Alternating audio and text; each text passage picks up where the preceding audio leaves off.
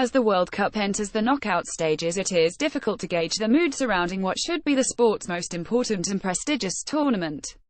While things have played out largely as expected, it is the feel-good stories that will live longest in the memory.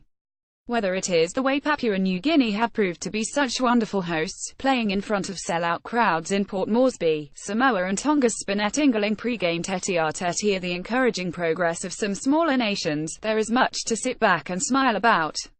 But even here, on what ought to be the sport's biggest stage, the first 3 weeks represent a microcosm of the wider problems rugby league faces. Not enough people have seen, heard, or even know about the must-see moments the tournament has generated. Will the knockout stages, beginning on Friday when the hosts and world champions Australia face Samoa, change that? Perhaps. It is inevitable that as the final approaches there will be a pick-up in interest, even if the Kangaroos saunter their way through to Brisbane on the 2nd of December as many expect. To only tune in now would mean you have missed those moments of encouragement that confirm what so many still believe: only with a stronger international game can rugby league begin to attract mainstream interest. The domestic game rules the roost in rugby league, and convincing the clubs more international windows are of paramount importance should be this tournament's legacy, irrespective of the winner. 6 Northern Hemisphere teams bowed out in the group stages, with the unluckiest of those undoubtedly Ireland.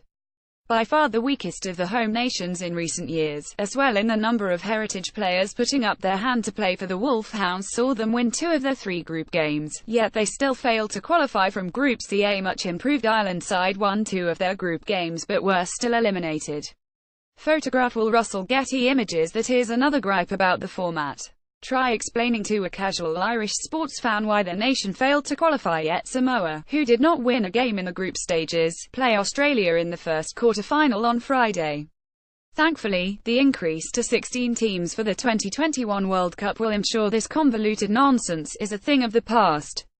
Scotland and Wales were much more disappointing, although the Bravehearts at least finished with a fine draw against Samoa before heading home. England, as expected, had enough to win against Lebanon and France to finish second behind the Kangaroos, with Papua New Guinea their opponents in Melbourne on Sunday. By the time they play, we will know the other 3 semi-finalists. Should Australia progress as expected, they will face the winners of New Zealand v Fiji. Before the tournament began, it was tipped that the traditional Big Three of Australia, England and New Zealand were about to be joined by a 4th powerhouse in Tonga. Did they deliver, you bet? Their victory against the Kiwis in Hamilton last weekend to win Group E and consign New Zealand to a likely semi-final against Australia suddenly throws the complexion of the knockout stages into uncharted, exciting territory.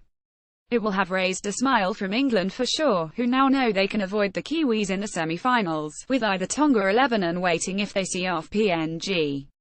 That is surely good news, given the wretched record against New Zealand in recent times, but Tonga's emergence and England's uninspiring performances means a first final appearance since 1995 is by no means a guarantee.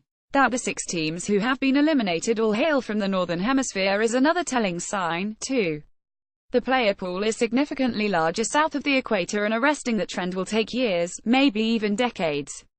More importantly, it will take financial investment and a change to a schedule in Britain where there is barely time to draw breath, let alone craft out an international break for a 6-nation-style tournament to try to grow the game where it desperately needs it most.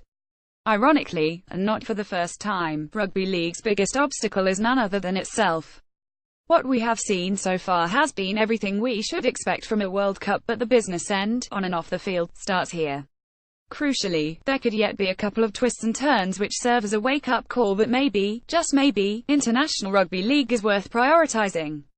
Quick guide: Australia v Samoa, Darwin, the 17th of November, 7 p.m. 10.30 am. Tonga v Lebanon, Christchurch, 18 November 5th, 5 p.m. am. NZ v Fiji, Wellington, the 18th of November, 7.30 7:30 p.m. am. England v PNG, Melbourne, the 19th of November, 4 p.m. 6 a.m. Australia have won 10 world titles including the last World Cup in 2013 pictured. They are hot favourites to retain the trophy in Brisbane on the 2nd of December, but are likely to face New Zealand in the first semi-final, also in Brisbane. England are seeking their first final appearance since 1995 and are expected to face surprise package Tonga in the second semi-final in Auckland. Thank you for your feedback.